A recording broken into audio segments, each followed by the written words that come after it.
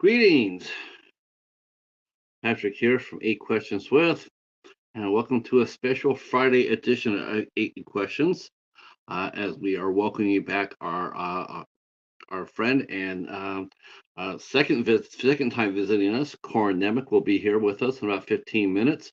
Corin's got a brand new Western film that we're going to be talking about. We're going to be talking about a lot of Westerns today. The movie's called Place of Bones, and it has a strong cast. Led by Corin himself, along with Heather Graham, Tom Hopper, Cowboy Cerrone, Donald Cowboy Cerrone, the UFC fighter. I've seen him act before. He can hold his own. He can hold his own for sure. And it's good, and it's directed by Ashley Cummings, Audrey Cummings, I think. Audrey. I want to make sure I get it right. Audrey Cummings. I'm very interested in this. This is going to be a lot of fun to talk to Corin about this movie because this one has looking at the trailer and it looks a lot like a Western, like a straightforward Western. But I have a feeling there's some other things going on in this movie that we don't necessarily see in a straight up Western. Now, we're gonna see what we can get from Corin. The movie opens up next week on the August 23rd. Opens up at the theaters and on demand. So you could definitely check it out, and I highly recommend you do. I love Western films myself. My channel is based on a Western. Have Cheetah Will View is just a takeoff of Have Gun Will Travel. The cheetah's name is Paladin, so I'm a big Western guy myself. I love them, and I'm so we're going to be talking about Western films today. Hi, Anthony. How are you? Doing good. Glad you're here. Uh, so we're going to be talking about Place of Bones. We're also going to be talking about catching up with Corin, some other films that he has done. He has stayed busy. He has stayed busy. It isn't just he's not just doing the westerns. He's also got some other movies that he's released since the last time he was here, and that includes Couples Retreat Murder, uh, Day Labor, I Feel Fine, Deadly Justice. I mean, there's a ton of movies that he's done since we last talked to Corin. So we're going to go ahead, and he's got a bunch coming up. So we're going to be talking to him about those movies as well.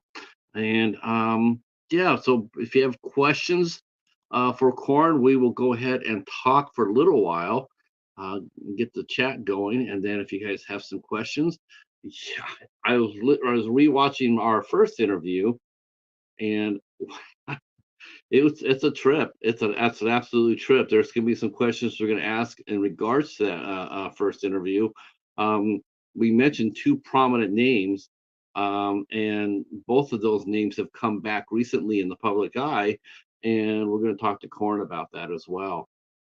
Uh, Oh, yes. Corn is a great guest. I really enjoy talking to him. He's so down to earth, and he's a good soul, and and he really appreciates what we do. You know, small interviewers like this. He appreciates it, and he's not afraid to come down and a lot of these guys like Corn, they're not used to talking to small podcasts like this.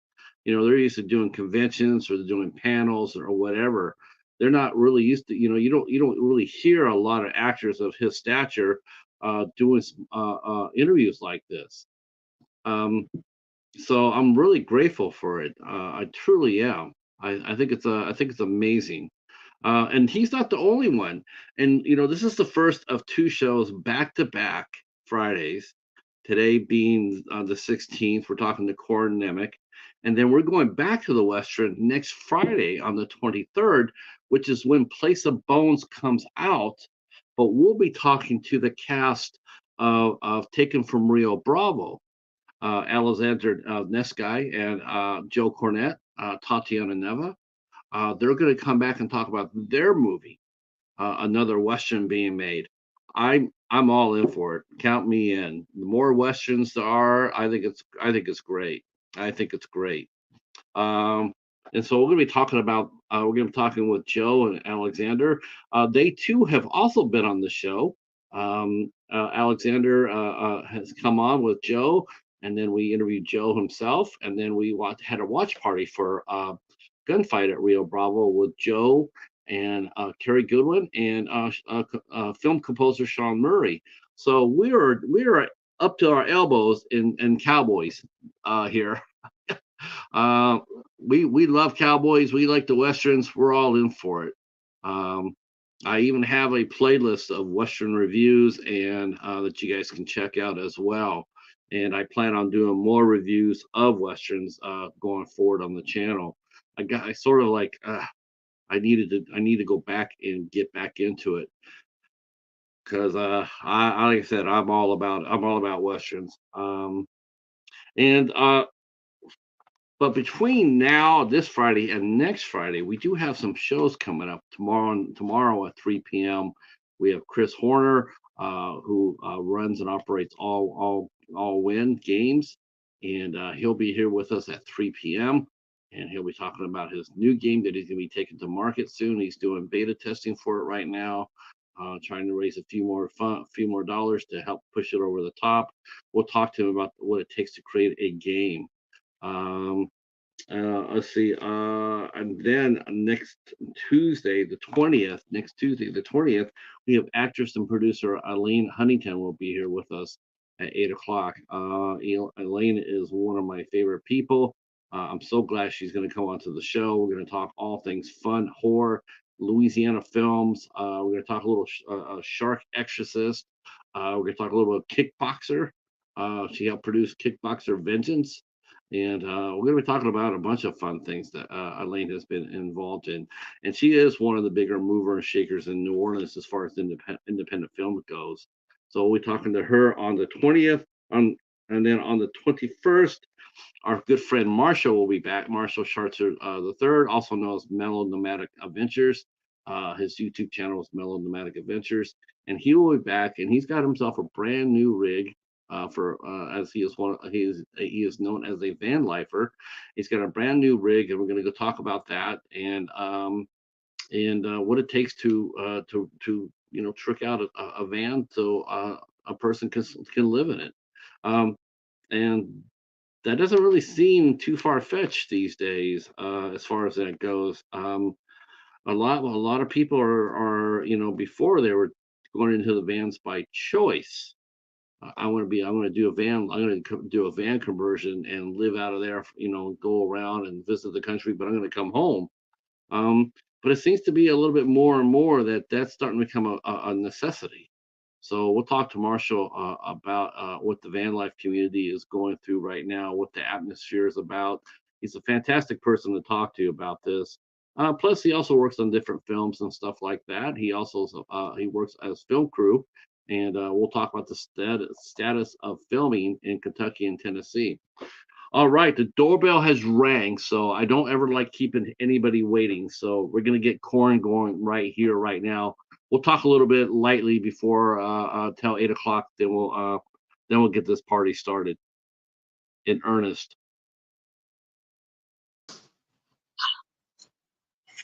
Let's see here. Does this work? Yes. I have yes. to keep it upright. Hey. There you How's it go. going, sir? Good. How's it going with you? Good. Sorry for the confusion. Sorry for the confusion. No, it's fine. I just didn't read the details, man. Just don't even sweat it, buddy. You know what? I think I know what happened. Last time we talked, I did tell you about how corgis are mischievous. It could have been Theodore, causing a little ruckus there. That wouldn't surprise me one bit. It would not surprise me a bit. Not one bit. I'm excited to talk to you tonight about westerns because I mean, can you think of a better place to talk about a western than with a guy whose channel is called Have Cheetah Will View? I mean, you do know what my channel is, right? You know what it's named after, right? Yeah. I mean, we talked about it last time. Yeah. So I mean, this is absolutely perfect. I can't think of a better place for you to be than right here, right now, with us talking about Place of Bones. Um, the trailer, Fantastic. the trailer looks insane. It looks really Yeah, good. it's a it's a wonderful piece. Audrey Cummings, the director, had a great vision for it. Our cinematographer, who had done quite a bit of work with Quentin Tarantino in his early days, came through with just some incredible cinematography, just absolutely beautiful, and every frame is a photograph. It really is. It looks like you did you shoot on location, or did you shoot in California, or did you go? I think it's where did you shoot the film? I mean, I know there's Santa Yeah, Clarita. it certainly wasn't a spaghetti western. We weren't over in Spain or Italy. We were up in not Northern California. We're up north of LA in California, Okay. out in the desert area. The actual area is Verde Canyon, but it's outside of Santa Clarita, Valencia area. You know, if that place, you know what? If they ever, it's too bad there's not a historian that could write about that area, because there have been so many great projects done out of that area, including a ton of Yeah, like. so there's a bunch of film ranches out there. Disney has a film ranch out there. Warner Brothers has a film ranch out there. There's a number of independent ones. This one was an independent one, uh, and it was great. We had a wonderful time shooting there. It was a beautiful location that our production designer did a stellar job creating the environment, and on very short notice, I can tell you that, and at a very tight budget. So he did a phenomenal job. I just, you know what, and you know what, and Audrey looks like she looks like she knows her way around a western set. That movie looks banging. I mean, it looks like it's an old fashioned shoot 'em up. She did not pull back on the violence. I mean, and I think you need that in a solid western. I think you need that gunplay and tough guys to move it forward. Yeah, the desolation, the scarcity of provisions, all of those kind of environmental, conditions, and I guess you could almost even call them like a sociological condition too, because there's a lack of people there, so they're very far away from the nearest town. They don't have proper transportation to get to and from there. Even if they were to, they're in the kind of the uncharted waters of the Western territories. So that increases the heightens the danger, so to speak. So the stage is set already for Heather Graham and Brielle Robillard to, as the mother and daughter, to already be in a precarious situation. So when they find my character laying in the shrubbery, having crawled away from a distant gunfight overnight, they taking me in is a very dangerous thing to do, because they find in my saddlebag a load of currency from a recent bank robbery. So the predicament is, if I'm kept around, someone's going to come looking for that money. And Well, who did I I'm have sort to of bummed kill? out. Who did I have to kill to get the money? you know. I'm sort of bummed out because Calhoun seems to be a really nice guy. He just wanted his part. He just wanted to cut part of his cut. I mean, why is the other guy stressing so much? I mean, just because you took like He's 95% smart. of the loot. I mean, what's a few dollars Yeah. between friends, right? Yeah, totally, man. Totally. Some people My are my coming to my find hair's the. going wild here, bro. We're having a whole situation with my hair. It's freshly washed. It's all over the place. You look rugged. You look Woo! like right now. Yeah. It looks like the What's going only on? thing you're missing now is There. a cowboy hat and a six shooter and a horse. Yeah, with Some my people with have my come white in. with my whitey Veda, with my South American whitey Veda. Oh my gosh, that is a smooth looking shirt, quite honestly. It's Uh, vintage, my friend. It's vintage. Very nice. Some friends have come in through the chat, and our friend Steve from Arizona is here. Hi, Steve. Ant Review Things from the Friendly Men podcast is here. Welcome in. Wonderful. Welcome, everyone. You're all Mac. welcome here. Yes. Mac is here. Hi, Mac. How are you? He says he loves Drop Zone and The Stand. Yeah, Wow. Nice. Drop Zone. That's a classic. I had such a fun time making that. I had actually because now that you worked with Heather on this movie, I was like, wow, that's because I remember that she did the Stand remake, and I'm going like, that's right, she Oh, was she I was in. hadn't seen the Stand remake, so I didn't realize that she was in it, but that's a cool I coincidence. don't, I was going to ask you this. I was going to ask you this if you've seen it or not, but I'll still tell you who's in it. So Heather was in it. She played Rita Blakemore, and Okay. so she played Rita in the role. Now, last time you and I talked, we talked about how you played Harold, and Laura San Yeah. Giacomo who played Nadine. Do you know who they Yeah. got to play Nadine in the remake? No idea. Amber Heard. Really? Yeah, That's that's strange casting. Maybe it was after the court scene, the court scene performance. They were like, she's yeah. perfect. I think it was before. I think it was before the whole court thing that happened. Uh, But oh, I was saying, I was thinking it might have been after. no, I would have been. And it would have really been really weird if that had been Heather playing I don't know. Nadine. It's yeah, I don't know. Casting is an animal in and of itself, especially when you have a project like that with that many characters, that many options, so many people throwing names at you and everything. I mean, the fact that I was cast as Harold Lauder in the first one was like struck by lightning kind of luck, you know. I only got in the room because of Mick Garris because I'd auditioned for Sleepwalker, a couple of years before, and he really liked my performance. And that's the only reason why I got in there. Because I don't match the physical build of the character at all. If I Wow. hadn't read for Mick Garris a few years before, he never would have told Steven that he thought of somebody that he thinks, he knows somebody that he thinks could play the character, even though I don't look like it. Yeah, I had no idea because I was thinking about that too. We talked about the first time. Like I saw you perfectly as Harold. I mean, honestly, but I just didn't myself. I didn't see Laura San Giacomo as Nadine. Amber Heard. That was a stroke of genius. As exactly. I'm Wow, like, really? I haven't watched it. I want to watch it now. yeah, You're making me want to watch it. yeah. It's great. I mean, you already know this. We talked about that, but I love the first. I thought the original miniseries was top notch. It really was. It was really well done. And in a sense, The Stand is nothing more than a western, right? Yeah, in a sense, yeah, you could say that. Sure.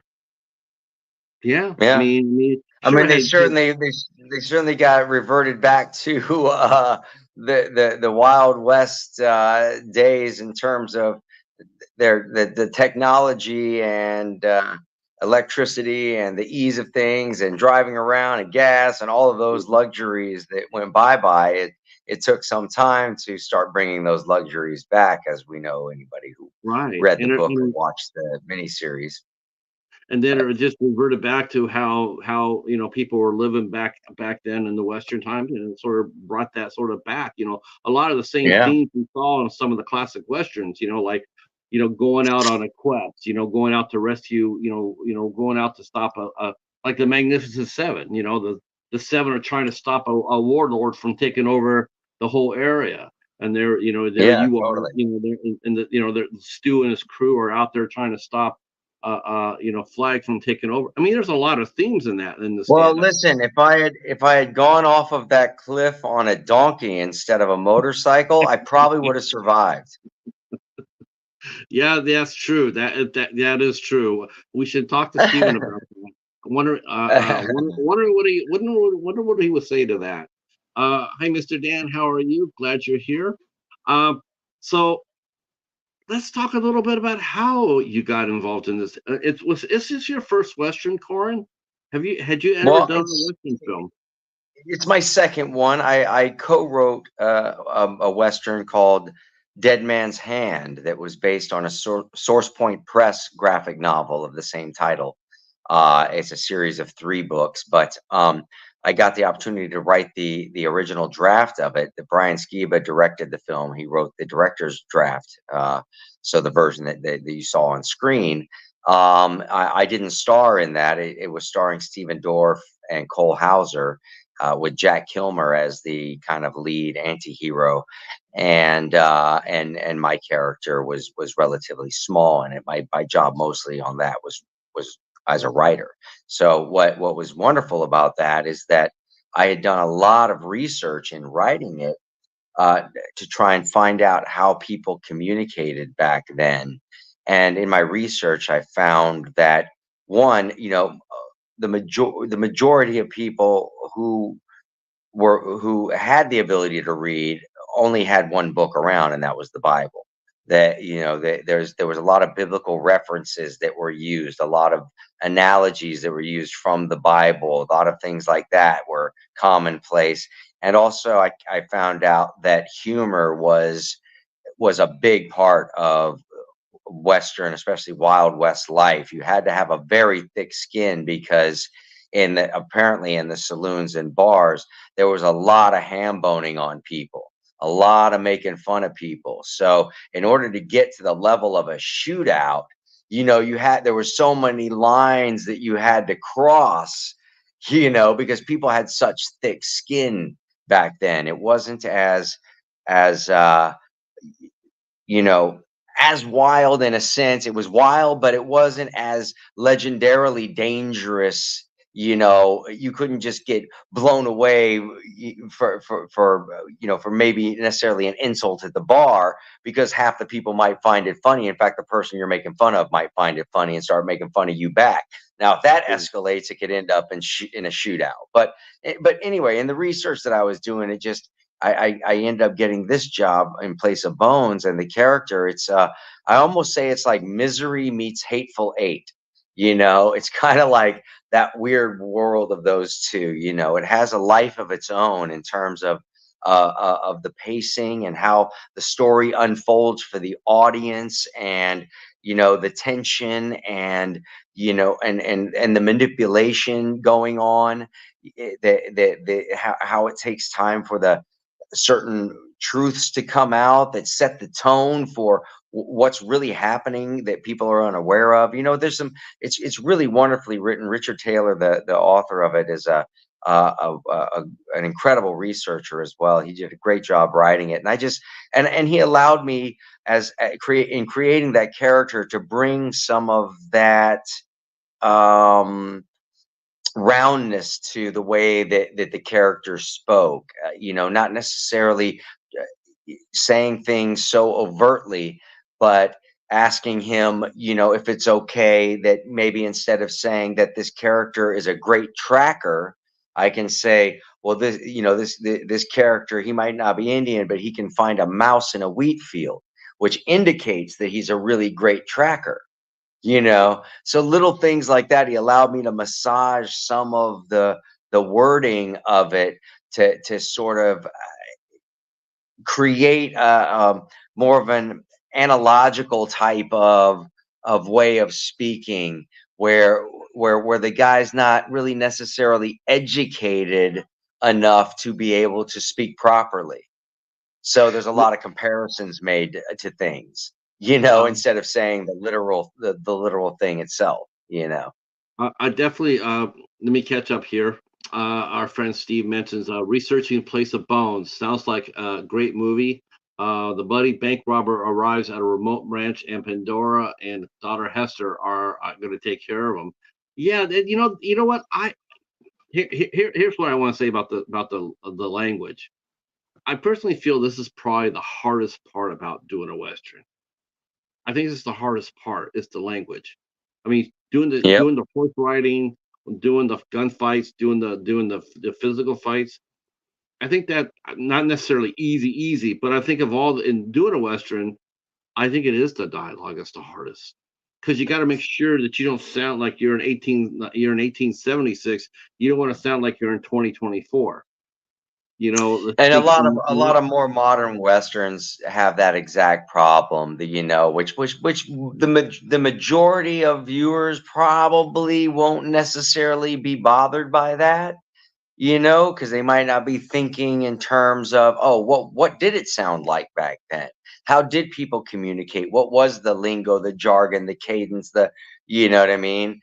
Uh, so, but I do think that when you approach something like that and you try to find that kind of heart in it, that kind of realistic, authentic heart in it, it transports you in a way where in your mind, because you only have a certain amount of senses to perceive something, and watching a two-dimensional frame, all you're seeing is the set, the characters in the frame, and the discussions about what's going on, or how they're feeling, and the activities that are occurring in the frame.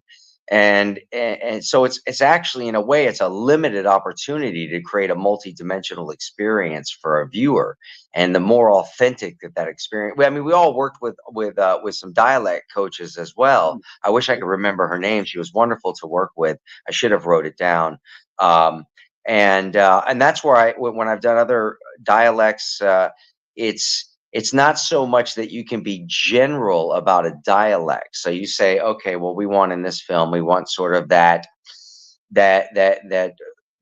mid Texas, kind of twang, old school Wild West sort of sound to it, because that had a different sound to it than, say, Mississippi or Louisiana, with that maybe more of that Cajun kind of a thing that was happening, or wherever else, or the Midwest, or so. But then you have to ask yourself, well, there's also a difference in how people talk depending on how they grew up.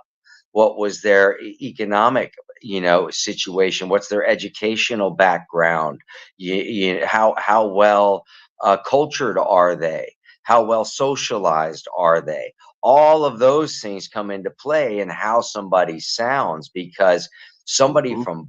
from Boston, who sounds like he's from Boston, he might sound really proper from Boston. Or then you got the guy who's all like, whatever, you know what I mean? There's different layers, and there's going to be a different verbiage that's used by somebody who is well educated versus somebody who's uneducated, Yeah, and how those words jumble together, how they fall over each other, because there hasn't been a proper way of teaching someone to speak English properly, which is what's great, because in the beginning of the movie, that's part of the thing about Heather Graham's character raising her daughter there, that she wants her to grow up to be a proper lady. So she's teaching her how to speak properly, but she's got that Southern accent, but she's speaking it very properly. You know what I mean? So it's in comparison to my character who comes in, who's just, was raised in tents out in the back of saloons by a mom who was a lady of the night and didn't know who his daddy was, and grew up as basically a street kid in the Wild West. That's that guy. It's not that he's a bad guy. He actually no, has a I, lot of respect for women and for things like that and everything, and he has a perspective on life, and he's seen what life can be like and how it can be lived if you have the money. You know what right. I mean? But he's never had the money, and so he's gotten roped in with some bad dudes. So I never took the character on as being a bad guy. I He didn't get feels that impression either. justified in his bad behavior, because that's the layer of survival that he's been plugged into for so long. He's choiceless, you Yeah, know. you don't get the, just reading about it and watching the trailer, you really don't get the idea that Calhoun is a bad guy. He's not like, it's not like Clint Eastwood in The Beguiled either, where he's going to come in there and, be devious, in his words and deeds, like, portraying one person but doing the other. Um, he does seem like he's just, he got caught up in circumstances beyond his control. So what did you do to Calhoun? How did you prepare for the character? Since you had only done that one small Western before, so this is your first Western character. So how did you build it? How did you make Calhoun come to life? Yes, well, that's just it. Is doing the character research is the main thing. Is because there's a lot that's not written in the script. I mean, he's just, written as a dirty bank robber. So I have to. So in working with the dialect coach, that's when I started doing my historical, research on this character, which is for me is the most fun part about being an actor, because if it's not in the script, you get to create it.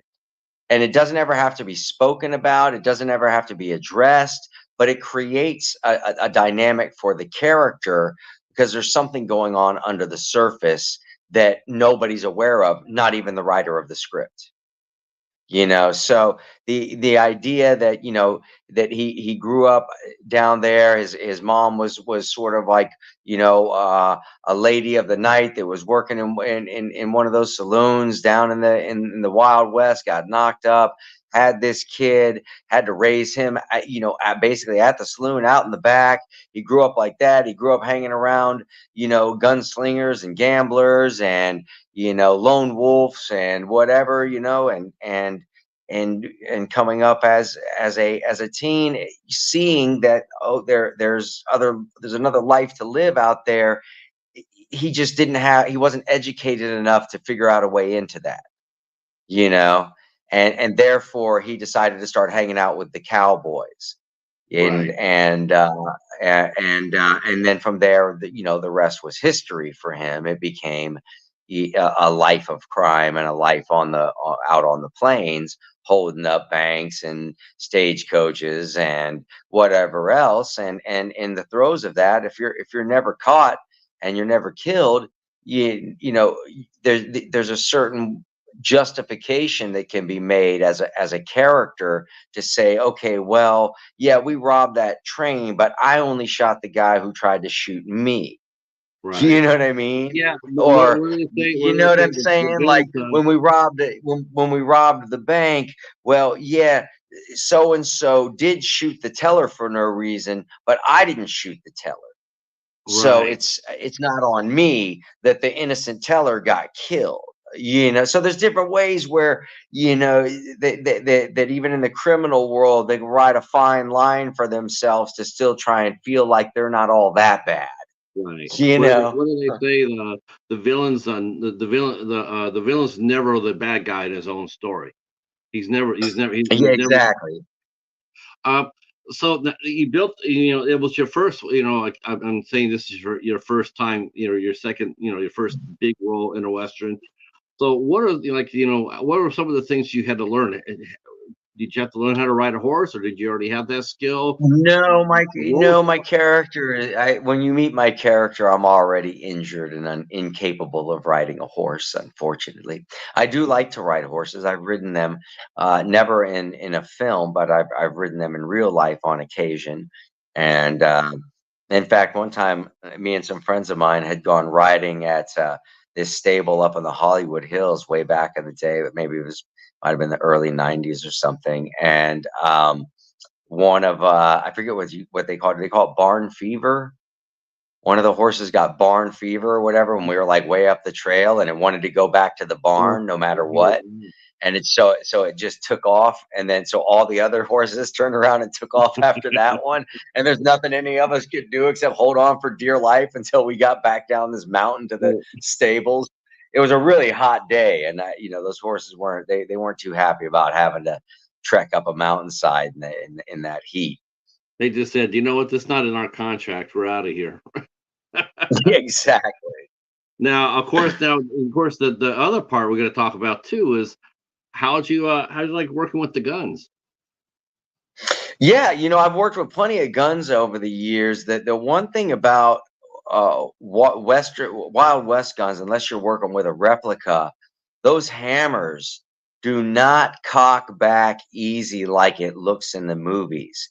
The real hammers of the authentic Western guns, I mean, you almost if you don't have a strong hand, a strong thumb, especially, you will likely, if it's your first time ever cocking one, need to use two hands, at least just the first time. I mean, it's they're not easy, but they make some great replica ones now that look very authentic, and you can cock those things back like a toy gun, which really helps.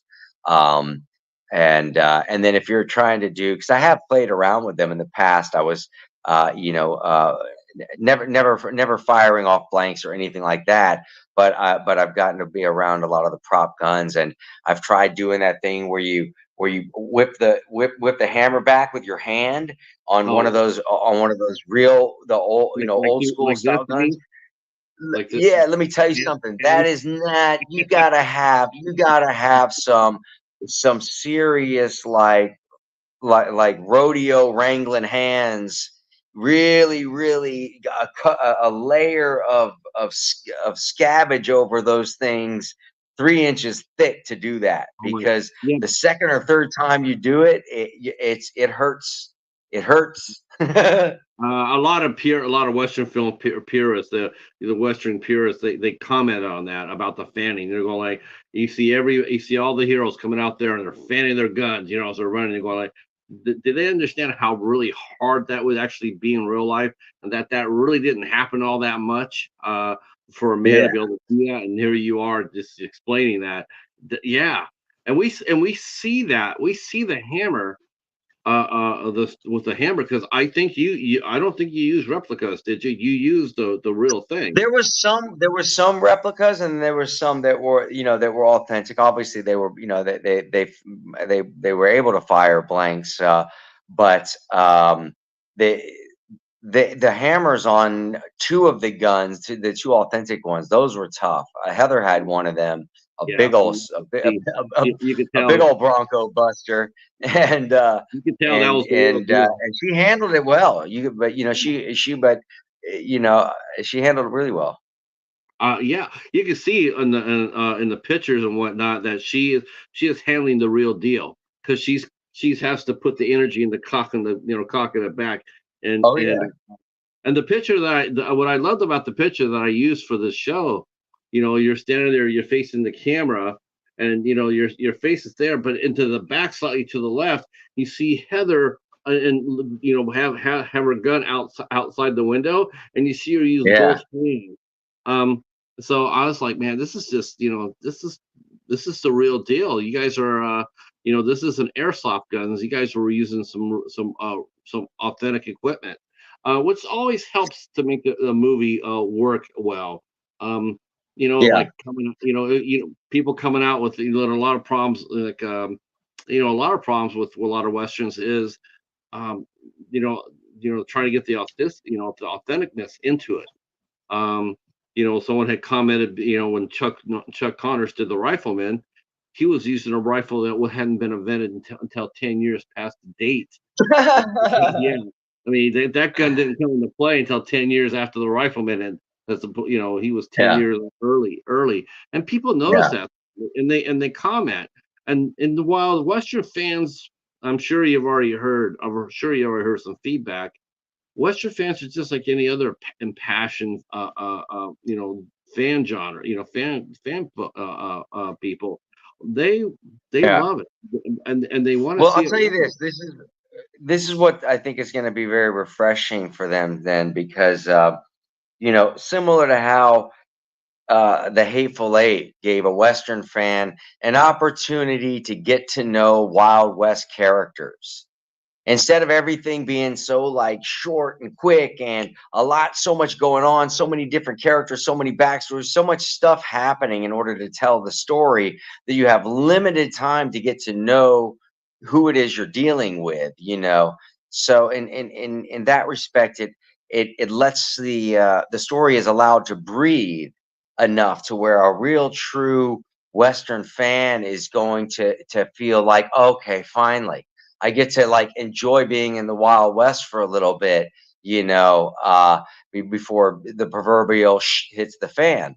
And so I think that this is going to be, in fact, my good friend, Billy Miller, he's one of the biggest Western movie fans I've ever met in my life. And he's a very successful defense lawyer down in Biloxi. So if anybody out there needs a defense lawyer, look up Billy Miller. But when I was showed him the film, I got to show him a little screener of it. He was so relieved to finally, in his words, to finally see an authentic Western again, to say something that really just made him feel like he was there. And it's got a great wild kind of Sixth Sense style twist in the end that I won't even really talk about or give away.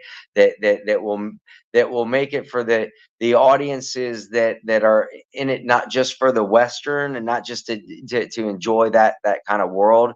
It's going to have a twist to it for them that's going to make the whole journey so much more valuable, because the uh, the reaction to it has been wild. Okay, whoever cut the trailer for A Place of Bones needs a bonus because there's nothing Yeah, given away from you. There's nothing. I mean, you see a lot of action, but you don't know what's going to happen in that movie. You don't know. I mean, no, and I love that. I mean, that's a smart trailer, and it's suspenseful, and it holds its secrets. Everybody these yeah. days that throws out a trailer. They tend to show a little bit too much.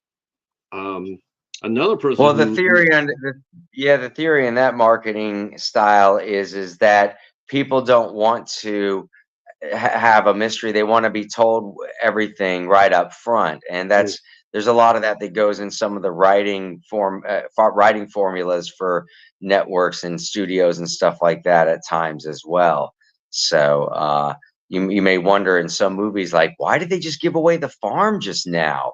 You know, that's why, because yeah, they're worried that people won't watch it if they don't know everything. I mentioned about the bonus, and she's mentioned that I plan to play on words there. About yeah, that's right. Place of bones bonus. Glad you're here, Oh, Jen. bonus. Uh, I did. That was not planned. Let me tell you, that was just. But you know what though? I enjoy a good trailer. I do. I mean, yeah. and I really enjoyed whoever shot this one or who edited it because, like I said, it gives you just what you need to whet the appetite. And the cast in this movie, Corin, what a delightful cast you got. I mean, not only did you get Well, yourself. that's the other. Yeah, that was the other great thing about this is that Richard Taylor wrote a story that didn't need this huge backdrop of characters and locations and all of this. It was the sparseness, the lack of locations that makes this world so yeah, dangerous. You know what I mean? It's like, they want to show, oh, it's so dangerous in a Western town when you walk into the saloon. Yeah, but how dangerous is it out in the middle of nowhere? It's Yeah, far more dangerous. you know Hiya. what, the setting's perfect too. The setting is correct. Jen says hello to you. Says hello, Corin. Glad you're here, Jen. What I really appreciated the fact too, and I noticed in the synopsis it mentions that Pandora and Hester are 95 miles away from the next town. That is Exactly. that is just historically accurate. That's historically accurate. Yeah. That happened a lot. I mean, Yeah. people don't understand that the land. There's several spots in the United States that they just didn't have anybody. You just had to rely on yourself. Well, they made deals with those settlers, the folks who went out there. The government made deals with them. They basically just showed them a map of the Western territories, and they showed them a big space they carved out and said, "You can have this if you go out there and build a house on it." Right. You know what I mean? And so that's how they started, settling the West, was people just going, oh, it didn't matter that a whole tribe of Indians might live on that land, or might use that fishing hole that's on your property, or might use that river that, what I mean? That doesn't matter. They're looking at just at a map and just saying, that's yours, that's yours, that's yours. It's kind of like what they did with the Middle East after World War One. You know what I Right. mean? Sort of just Yeah. carve it up and just say, here, France, you can have this. Germany, you get a little bit of that. America, you can have a piece of this. Australia, yeah, we'll work you in later. What's that saying? To the victors go the spoil. Exactly. So besides you, what was it? How did you hear about the project? I mean, was Yes. this word of mouth, It or was was it fortuitous, my friend. It was good? totally fortuitous. I was down in Mississippi, living in Ocean Springs, Mississippi, and I had moved down there. My good friend Jason London, a fellow actor, and another old friend of mine named Artie Glacken from Los Angeles. They had both transplanted down there, and there was a burgeoning film scene happening down there. So I had gone down for a visit, and it made sense for me to move myself down there for a period of time, which worked out great because we ended up shooting a TV pilot that I'm still shopping now, but it's called Blackwater Blues, and we shot that. It's on my YouTube, Corin Nemec TV on YouTube. It's a great 26-minute, pilot presentation for a wonderfully thought out series. Takes place down in the dirty South. I won't go too deeply into it, but and then we did another film called Deadly Justice down there. That was a kind of a lifetime thriller style movie. That the gentleman I spoke of earlier, Billy Miller, he played the corrupt judge in that, which his friends in the legal world down there in Biloxi had a real hoot when they saw him in Orange, when what he does is defend people from going to jail. So, uh, but anyway, so being down there, I ended up getting connected up with a guy named David Lipper, who's a producer and an actor, but mostly a producer now, from Los Angeles, who was very close friends with my manager, a gentleman named Michael Greenwald, and he had a small role in a movie. It was four scenes in a movie called Joe Baby with Deacon Lockman, Harvey Keitel, Ron Perlman, a bunch of other big cast.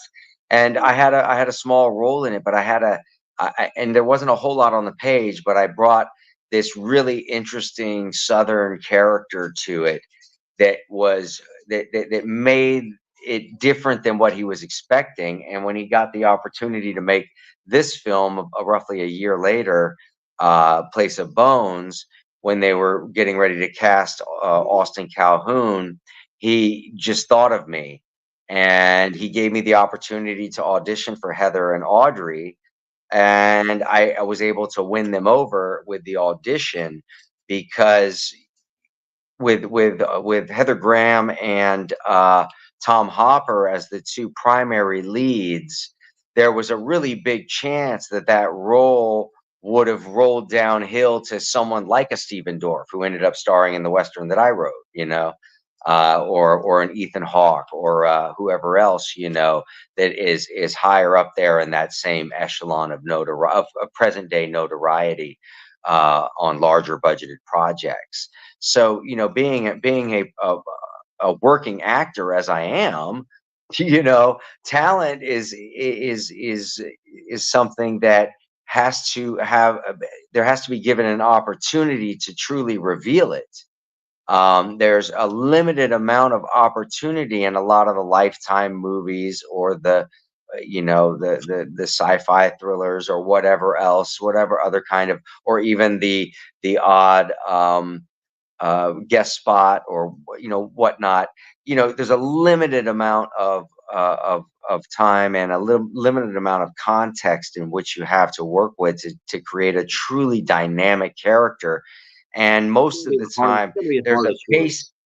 Is it Yeah, and harder? there's a pacing. Yeah, there's a pacing that isn't allowed. There's a lack of, well, the pacing is an issue because there's in the mainstream world of film and television, there's a formula that you have to go by primarily. You can't really deviate from the formula too much. So a certain kind of event has to happen by page 7. Another thing has to happen by 12. By this page, by all these different things have to unfold. You have to have a strong cold open, meaning the opening of the movie has to You know say what? some, some kind of, so. I was gonna say I didn't realize that until we had talked to until I had talked to Adam Marcus, director Adam Marcus. and he walked us through what for a horror film back there. He did a horror film, and he said that there had to be like a murder, a killing every 8 minutes. Like I didn't know that. I Right. just thought it was just I didn't know that you had to like put certain things in certain time frames to hold the audience. I thought it was just Yeah. written So as a then script. That's yeah. So really now you find yourself an extremely talented writer. And and you tell that talented writer, okay, yeah, we love your script. Your script was just fantastic. Hold on, I have to let my corgi out back real quick. He's dying okay. for a lick. Give me 1 second. Come No here real problem. quick. Hey, Theodore. Oh, there, Theodore making an appearance. Here he is. Yeah. Hell He's so yeah, beautiful. he's so cute. He's so beautiful. He's hamming it up. Now if Calhoun would have had that corgi riding by his side, he probably wouldn't have got his ass shot up. I'm just saying. Uh,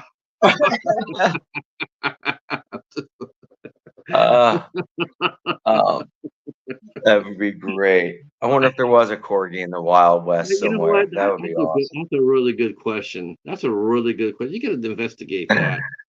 It's Uh, funny. I'll tell you something I discovered too. And it's really so. I had a friend of mine, and she's going into directing, and she's directing for. She directed a movie for. She directed a movie for Hallmark. She directed her first movie for Hallmark. I could not believe the speed of that production. She was talking about how she was filming in March, filming in March, and giving out an air date in April. yeah. I thought it was Well, yeah, I thought it was a misprint. I thought she got it wrong. Like that's all. That's like a less yeah, than you mean May? No, April. yeah, yeah. How do Well, you go from and shooting a going film? I've just never heard anything so. I never heard anything so crazy. I well, mean, I've going heard. back to yeah, go. Sorry. Go ahead. Go ahead. Oh yeah, I was saying, yeah, going back to that, so if you find a great script and then it goes through the studio system, and the script is great for a reason, and then suddenly they're like, oh well, the first killing doesn't happen until page 12. So here in this scene, when the family is shopping for flour, we're going to have some guys run in and they're going to gun down the store owner and steal the flour. And they're like, yeah, but that doesn't work because they bake a pie later. Oh, well, don't worry about the pie. We'll figure it out. We're going to have to add that. And then, you know what I mean? So eventually, once it goes through the system, you've lost the original quality of what made it a great story. And what's wonderful about this is that this is Richard Taylor's script. This is his. It wasn't manipulated by the system. It wasn't taken by David Lipper and the other producers, Kip Diddy and the other producers. It wasn't taken by them and restructured, reformatted, rethought. You know what I mean? They Yeah, saw the beauty in what it was, and Heather Graham saw an opportunity to play a role that is so right for her to play in this time for her right now in her career, to play this strong of a character, this strong of a woman, this and the lead from beginning, middle, and end all the way through. She's done so many great supporting roles that she's so well known for, so well loved for, but seeing her carry the role all the way through is a real treat. I think that the fans of Heather Graham are going to really enjoy this as I well. was I And was so surprised and to see then her. the character that Tom Hopper gets to play, I'm sure he always just wanted to do a Western. It's probably on his bucket list. His production company was also part of the producing team as well. So I think that he also saw. I don't know what's going on with my hair right now, but it's driving me crazy. Uh, You gotta but throw but on a hat. yeah, but You- I'm lucky too, because see, if Tom Hopper, if he wasn't so busy, he would have played the character of Calhoun.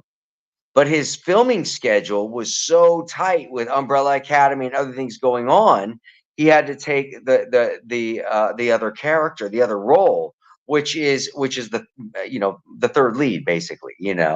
and but it's his performance as his character is so wonderful because you get to see that, yeah, this guy's a total badass. He's super dangerous, but he's also really smart and manipulative. And the reason why he's still alive is because he manipulates his men to do the stupid stuff first. You know what I'm saying? That sounds like somebody we both know, in a more national stage. Interesting. Our friend Jen mentions here, I have a question. Uh, what do you do, and what do you enjoy doing more, Corin? Directing, writing, or acting? And also your hair is cool. Okay, thanks. I on the it depends. I think acting is one of the it's what I've done the longest, and I'm very comfortable. I'm almost more comfortable when I'm on set than I am anywhere else in normal life, you know? I feel so at home there, it's strange. Um, but I kind of grew up around it because my mom was in the industry, my dad w my and she was in the music and theater industry, my dad in the film and TV industry and so I was around the industry as well in different ways my whole life. It's just something a place that is it's comfortable for me. So I love it very much. I enjoy it very much. The fun part about producing and writing is being able to be a part of the creating of the world before the actors are even there. Where are the locations? What do the locations look like? What kind of world are we creating here? And as a writer, that's the most fun part is that in that in this kind of metaphysical context, you get to play God with the world that you're creating. You get to do anything you want with all of the characters that you're creating. You get to put them through whatever turmoils or whatever wonderful blessings or anything you want. You can put them in any settings. You can do. It's just there's something to it that's kind of magical. And then when you see it come to life on the screen, as the writer seeing that, wow, look at now it's in a three-dimensional world. I mean, all these characters have now come to life, and there it is. Everybody can see it, and that's a magical experience too. So the directing side of it, I haven't gotten to do as much of because um, uh, whether wisely or not, I haven't wanted to wear too many hats when I'm working on a production. So I haven't really wanted to act and direct at the same time. Oh, For me, it's discombobulating in a way where I want to be relaxed and focused on my performance. And then I don't want to have to lean on my cinematographer and first AD all the time to do all of the work that I should be doing that's as fair. the director if I'm starring in it also. So I haven't taken the reins as a director on a number of occasions when I could have because I was also starring in the film that I was working on, and uh, maybe it's a challenge I could rise to. It's just not one that I've wanted to. If I'm going to direct, I'd rather write and direct and not be in it at all. I want to go back to Heather for a little bit because you were so right. She's a very interesting actress. I feel. I mean, when I saw that she was doing this movie, I was really surprised. I'm just like, this is badass. Because people see Heather Graham, they see her as well, at least up till this year. They always see her doing comedies or romantic movies. That sort of thing. Like more family oriented fare. More of course when she was younger she did Boogie Nights. But Yeah. this year she seems to have taken her career and gone to a different direction. She did Suitable Flesh, was uh, come back. Okay. She did Suitable Flesh, which was her, I think that was like her first true horror film that she did. Well, I mean, like a lead role in that. And here she's doing a Western, and people are going like, well, what's she doing that for? And to me, it's like, why not? I mean, why the Well, hell not? they'll understand when they see it, when they see the the quality of the writing and the character that she's created for this role, which most people are used to seeing Heather very loose, very, very, very loose. And this character is not that way at all. This woman is No, very tight. She's extremely tightly wound. very. It's There so is no noticeable. humor. Yeah, I Yeah, mean, she finds comedic moments as this character being this character, because you're like, wow, that character is so fucking serious. It's comical at times. In a couple of moments where it's right. It's not funny, haha funny. It's like, wow, I know this. I've met this person before. I know right. this kind of person. I know this personality. Now, Humor type thing.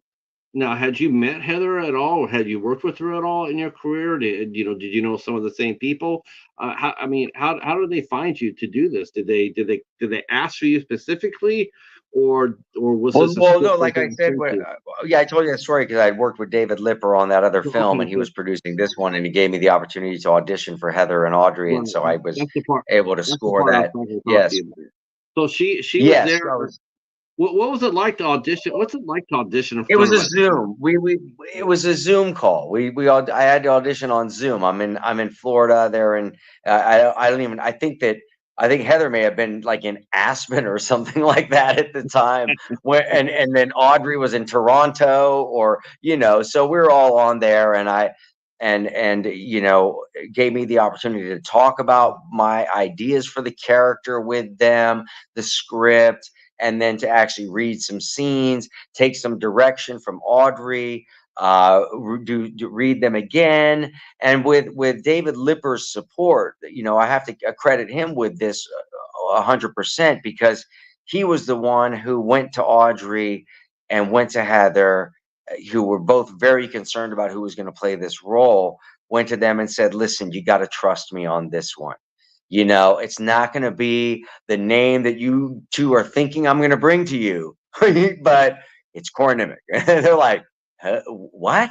It's just it was out of left field, and it's finally, because he knows me as an actor from back when from having done I Know My First Name Is Steven, from doing My Son Johnny, from being nominated for awards, because he was a young actor as well at the same time period I was doing it in the '90s and whatnot, and he saw a lot of the other more dramatic pieces that I did, where I was allowed to Right. take on good roles, and be able to show people what I can do. It's like when people, even though it wasn't a huge budget film, my portrayal of Richard Speck or Ted Bundy, those were, as an actor, even though it was disgusting to play those guys, as an actor, it was a rare opportunity for me to get to challenge myself and create a dynamic character that people believe is the person they're watching, not thinking, oh, this is, Robert De Niro playing Ted Bundy. You know what I mean? Because he didn't change characters. He's still Robert De Niro.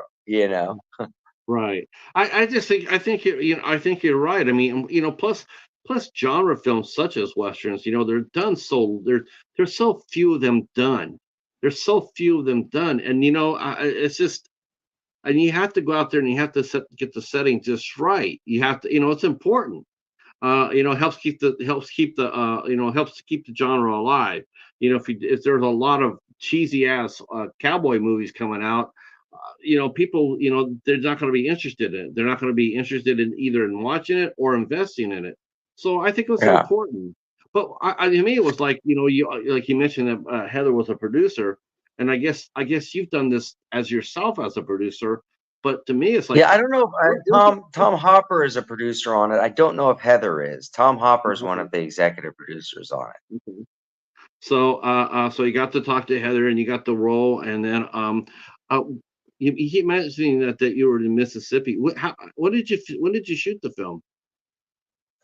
Oh gosh, if my wife was in here, I could tell you. It was definitely during December and January, from the crossover of 2022 to 2023. So we shot in December and then into January. taking a Christmas break. Yeah, people. That's not surprising. I mean, it takes. I was telling you earlier, though. I mean, that sounds absolutely right.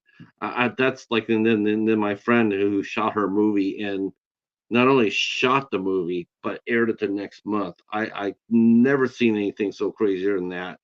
Since doing this job, I've never seen that before. I've heard of people shooting on 5 days or 6 days, but then they go to post production and it's down for 6 months or a year or whatnot, but not to bring Yeah, it to the audience in a month. So, yeah. how long how many days did you shoot for Place of Bones? I think the total day count on this was somewhere around, might have been 20, somewhere around 20, give or take. Okay, okay, okay. Yeah, maybe 20, maybe a little bit more. I mean, what was wonderful is that, so we shot 2 weeks of December and then 2 weeks of January, and 5 day shooting weeks.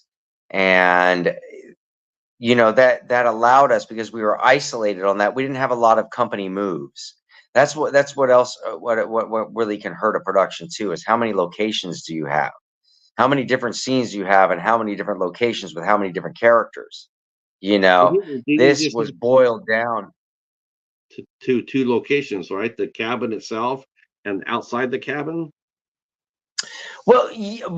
Essentially, yes. I mean, the locate there's several campsites, and then there's one bank robber campsite, a second bank robber campsite, and then there's the compound where the main story takes place. Uh, So uh, three primary locations, and then the areas in between. Those are obviously locations that along the trail, and all those things. you mentioned earlier about like this movie has a twist at the end of it. And I was talking to you earlier about the I got the same vibe. I got the same vibe that it looks like a straightforward, western in the trailer, but without showing your hand, you do sense that there's something a little bit more to it. It's not just your average, cowboys around the cabin, it's not that same thing. It's not Heaven's Gate, it's something a little bit deeper, a little bit more primal in the feeling of this movie. Sort of like a Yes. little bit like Bone Tomahawk. This Yes. a little dark, and I'm all there for it. That's been one Good. Good. that was a really cool movie too. Now, I that's loved it. the other thing I was going to ask you is, since this is your first Western, but what are some of your what were some of your favorite Westerns growing up, or even now?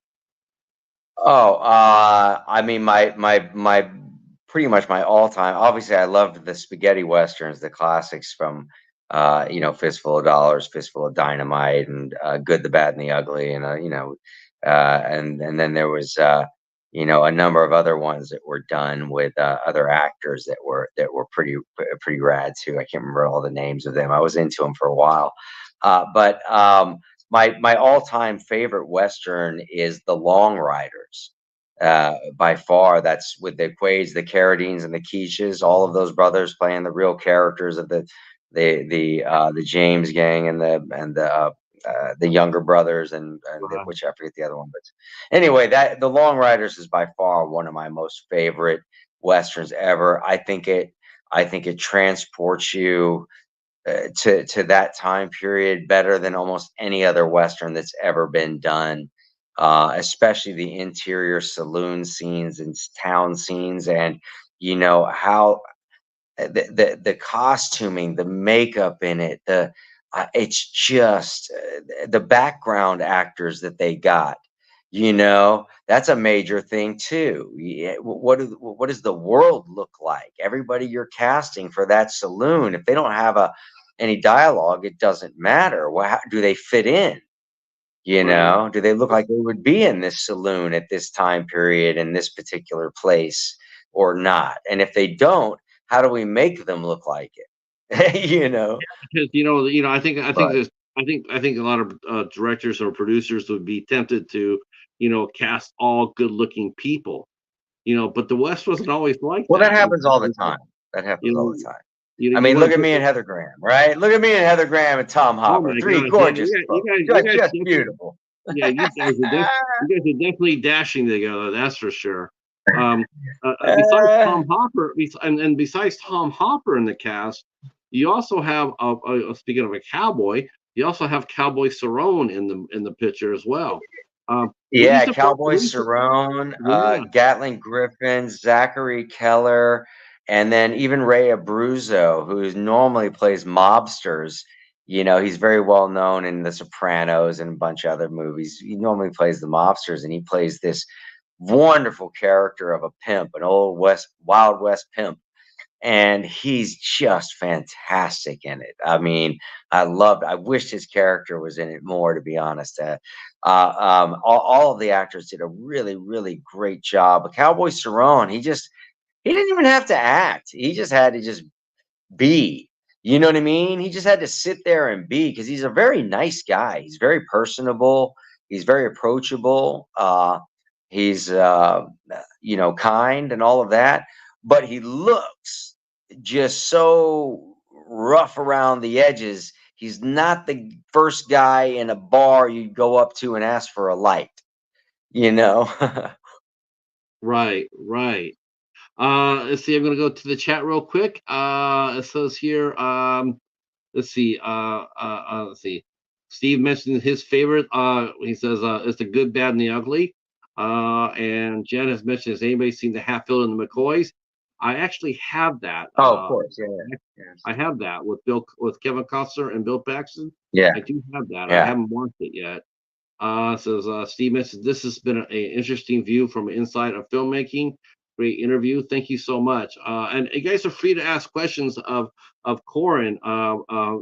Any questions you have. I wanted to touch something on you that we because I was listening to our first chat and I was fascinated by this because you and I were talking and because this has changed since we last talked. We were talking about some of the folks you knew when you were coming up in the business, and I had mentioned Corey Feldman, and you didn't hang with him at all, and then someone mentioned or Edward Furlong, and you had done a show with Edward. Um, I I don't. don't remember working with Edward Furlong. I may have done something with him. I mean, like, I mean, I knew Stephen Dorff when we were in high school because we were in the same acting class and stuff, and we hung out quite a bit. Brian Green, we hung out quite a bit during back then. Ernie Reyes Jr. was one of my best friends. Still very close. Great guy. How's he Um, doing? Balthazar, he's doing wonderful. Balthazar Getty and David Arquette were two of my closest friends growing up as well, in terms of people in the industry. And then a lot of the other ones ended up in the music business. Justin Warfield from She Wants Revenge was one of my best friends, and Kevin Hicks from the band Gumbo is one of my best friends, and Mickey Avalon. Yeshi Pearl is his real name, but he's a kind of one of these alternative rappers, and Seth Binzer, rest in peace, who was Uh, the lead singer of Crazy Town. I grew up with him as well. did you really? I grew up with a lot of these characters. We were all into the graffiti art and hip hop scene back in the 80s. That's You how still do all of that us too. knew each other. You still go out and paint. I do, not as much as I have in the past. I've kind of had to refocus some energy into some other areas. It's not as accessible for me here either. I had in back in at my place in Texas, I had some graffiti walls built. I built my own graffiti walls in my backyard, so I had my own graffiti yard. I could go out there and paint anytime I wanted. It was awesome. And I also knew a bunch of abandoned places out where where I had a place out, and it used to be it used to be very rural there. Now it's not, but there was old abandoned horse farms and some old abandoned cattle farm places, and there was a lot of like weird stuff out, and it was all overgrown. I could go out there and paint all the time. I paint these old farms and stuff. It was a lot of fun. Uh, but I've really just had to refocus and get a little bit more, aligned with what's happening and with film and what's happening with the James, future and TV series work. I think the last time you and I talked, if I'm not mistaken, I have to go back and double check. It might have been during the strike. Yes, it might have been. It might have been. Yes. So what's it been like for you? What's it been? I mean, Court, I mean, from what I've seen, it seems like you're very busy, which is a pretty, What? that's, you seem like you got a lot of projects coming on, which is really quite different from what I'm seeing from a lot of people. A lot of people don't seem to be nearly as busy as you are. I think that's a credit to your talent, that's for sure. What I Well, thank really, you. I'll say this again. I told you this the first time you and I talked. The one thing that really strikes me about your acting is you give it a y'all in everything that you do. And Oh, thanks, another man. another actor that does that as well, and I have nothing but respect for now is Eric Roberts. Eric Roberts can get the shittiest script, and because he'll accept Yeah, anything. He'll yeah, get yeah. the but you watch him and it could be the most dumbest piece of like how did he get involved in this? But then he comes up there and there's this part and then all of a sudden you're sitting there going like, man, I hope the Oscars are paying attention to this because he gives that much energy to it. And I feel like with your acting, it's the same thing. I mean, when you're on Thanks, a man. project, when you're working, you can definitely tell you Yeah, give it your all. There's no phoning it in with you. And I think thanks. I think I think it's noticed, right? I mean, here you go, Tom Hopper or the other gentleman you mentioned. He says, I think I got there's a part for you. I got a part for you. I mean, I think it's a testament to your skill set that you are working a lot more than a lot of people who aren't. Well, thanks, man. I appreciate that. I gotta let my dog in now. He's losing his mind. And then I'd love to jump into those 8 questions. There you go, sir. Welcome back. Uh, There we go. Now, does Theodore know any Hmm. tricks? Does What was does, that? The- does Theodore know any tricks? Did you teach? Have you taught him any tricks? I mean, he can sit and he can lay down. That's I mean, about it. he's got you trained opening the door and shutting the door. So I'm just wondering. Well, yeah, that's his best trick is getting me and my wife and stepson to do whatever it is he wants us to do. Yeah, I'm laughing at that, but I'm in the same boat. I mean, Paladin, if Paladin starts talking, I like, well, uh-oh, what's going on? What do you need? What do you need? Right? Yes, That's exactly. okay. With some of we got some questions. Um, oh, okay. I'm gonna ask that, Jen. But okay. Jen asked the question earlier. It made me laugh, but I'll give it to you anyway. Oh, okay. This is not from me. Okay. Who would win in a WWE match between Rotten Tail and the Velocipaster? I don't know if you've Oh, a seen velociraptor? the A Velocipaster. velociraptor? No, it's What? called the Velocipaster. It's a guy. It's a priest that could turn into a dinosaur. Oh, oh, oh. Well, no, I mean, of course, Rotten Tail is going to be able to win that because he'll just kill him when he's not turned into the dinosaur yet. There. Oh my gosh. Okay, you know what? Let's talk about some of the good stuff that you've seen. What has impressed you, Corin, as an actor and a producer and a writer? What's some what were some of your favorite films that you've seen this year that you've watched and sit there and been blown away by some different performances? Because I know peers watch other peers at work. I just know that happens. People say, I don't really watch what they're doing. You and I both know that isn't necessarily true. But who's really impressed you so far this year, besides yourself and Heather and Tom and Cowboy? Man, Who- yeah, I don't know. I probably don't watch as much movies as people would yeah, might think. I don't really kind of study. I mean, like eh, more recently, I mean, I was just rewatching the Norseman, which is that comedy about Vikings. To me, that's hilarious. I watch that all the time. But so I'm terrible. I'm terrible in that respect. I wouldn't be able to give you any breakdown on the latest and greatest. Oh, really? Okay. Uh, No. okay. Well, okay. I'll ask another real basic one. What was it like to work? What was it like to work with Heather? Was Heather and Cowboy, and I mean, what are their process like in comparison to your own, and how did you make it work together? I mean, were they all so Well, different? well, yes and no. I think that Heather is very professional.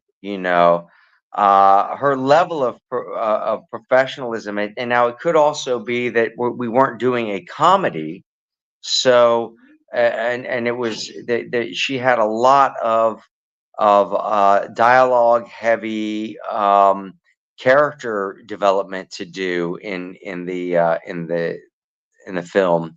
So I don't know if the quietness and the keeping to oneself kind of thing was relative to the character, or how professional she is at work. Because see, I'm somewhat the same way. I'm from that school of acting where it's not a social experiment, it's a job. Socializing is for the rap party, not for everything going on set. You got to stay focused, you got to stay in the game, you got to keep your eye on the ball. And within the context of that, there's a lot of fun and enjoyment to be had, and there's plenty of laughs to be had, but it's got to be something that's so organic and natural to the comfortableness of the working environment. Not that somebody's trying to take the working environment and turn it into their stand-up show routine, for their ego when everybody else is trying to work. You know what I mean? So there's a I'm fine sure that that line. is, Yeah, there's a I'm fine sure, line in behavior on set, on in etiquette, and I think that most actors that I've ever worked with are all super pro, and she's on top of the list for sure. yeah, she just seems to be that way. You're right. I mean, she does come across a lot of her characters come across as really light and fluffy characters, really bubbly and whatnot. But you always got that sense, especially with the choices that she's made last year or so, a couple of years, where she's all of a sudden she's just gone from all of a sudden she went from a leading lady to suddenly she Yeah, just turned over and started doing some horror films. And I'm like, I think people are just astounded by that. They're like, wow, I just didn't see Heather, especially Suitable Flesh. I just didn't yeah, see Heather Graham playing a role like that. And right, I think it's super refreshing. Now, you worked with yeah, some young talent on this film too. You worked with Brielle Rolabard, who played Hester. What was yes, she like? she's fantastic. Very enthusiastic. I think that she understood what an incredible opportunity this role was for her as an actress. I think that she took we did some rehearsals and read throughs and stuff before we went into production, and she was taking this opportunity very seriously. She showcases her talent really, really well in this. Her character has a wonderful arc. Um, in fact, her character may have the biggest arc of all the characters, to be honest, now that I think about it. But she's great, man. She's really great. Um, I hate to start leading us towards a closure on this, but I got to get No, some stuff done here before it no, gets no too late, problem. because we're heading out early in the morning. Not a problem. Not a problem. Thank you. No, it's fine. I want to thank you for coming out and hanging out with us again, Corin. It's always a pleasure. It's a real honor to have you on I the love it, show. dude. And I'm super excited for a Place of Bones. I think it's going to be come out, Thank you, man. Thank you so yeah, much. I do notice that you mentioned you got somebody a screener, and we have to talk about that because I didn't get a screener, and Well, no, no, no. I didn't get. I know, I I know. took it to him. Oh my God. Will this I get a went. I physical? went there physically. It was like a box of gold. You know what I mean? Like I can show this to you, but I can't leave it with you. Right, and you can't tell anybody what you see, or I have to come and get you. Um, That's exactly right. will this be released on physical media after its theatrical run? Will this on streaming run? Will it get a It's coming out. From my understanding, it's releasing both theatrically and digitally, almost simultaneously. So it should be available the 23rd or 24th Yeah, to rent or purchase. right. Uh, and then at some point down the road, it will obviously make its way across all of the various platforms that want to get their hands on it, because this is going to play well for a long time to come. I think so too. What westerns are an amazing genre. All right, my friend, I'm gonna go ahead and let you Love go. you, buddy. Yeah, love you too, man. I'm glad you're here. We'll talk again soon. You betcha, man. And I'll wear All right. another nice shirt for you. Oh, thank you so much. And the hair. Don't forget the hair. Stay I'll safe, probably wear a brother. hat next time so I don't run into that catastrophe. Give Theodore a pat on the head for us, and we'll talk to you soon. You bet, brother. All Cheers, right. man. Bye, everybody. Corin Nemec, everybody. Thank you guys all for coming out and hanging out with us. Yeah, this was a lot of fun. Cannot wait for Place of Bones to get here. Like I said, I love westerns, and we're gonna be back here next Friday. We're gonna be back here next Friday night. We'll be talking with Alexander Nevsky, Joe Cornett, and Tatiana Neva. They're gonna be here next Friday, 8 o'clock, and we're gonna talk about yet another western film called "Taken from Rio Bravo." It's a sequel to a film that we talked about before, Gunfighter at Rio Bravo. This is the sequel. This is and there will be a third one. I'm hearing. I'm hearing rumblings that there will be a third one. Cannot make me more happy. Western films, I love them, and I'm glad to see that there's some other people out there that still believe in the genre and are still interested in making stories about our country's origin without spending $200 million on it like Kevin Costner did for Horizon. Uh, yeah, thank you guys so much. Yeah, no problem, Jen. If you get a chance, Jen, I put up another Dark Castle entertainment review. I reviewed Gothica, so it's on my channel. Thank you so much, Steve. I appreciate it. I know you'll mention the show on Monday, and I want to say before that, I want to say thank you for all your support. I really do appreciate it. And Yeah, it's gonna be fun. Real quick before I let you guys all go, I'll let you know what's going on next week. On the 20th, we have next Tuesday, we have Eileen Huntington will be here with us on the 20th. Marshall's gonna be here with us on next Wednesday, Steve. Marshall Schartzer will be here with us. Mellow Nomadic Adventures will be with us next Wednesday, 8 o'clock. And poet Stasha Strange will be with us on the 22nd Thursday. And we already had one poet last month, and Katie Thrun, and now we're going to have Stasha Strange come in and share her poetry with us. All right, that's it for me. Thank you so much. Yes, I'm trying. I'm trying. I would love to talk to somebody from Dark Castle. I definitely would. That's it for us. Thank you so much for your support. I wouldn't be here without it. And we'll see you tomorrow at 3 p.m. For Chris Horner. Thanks so much. Peace.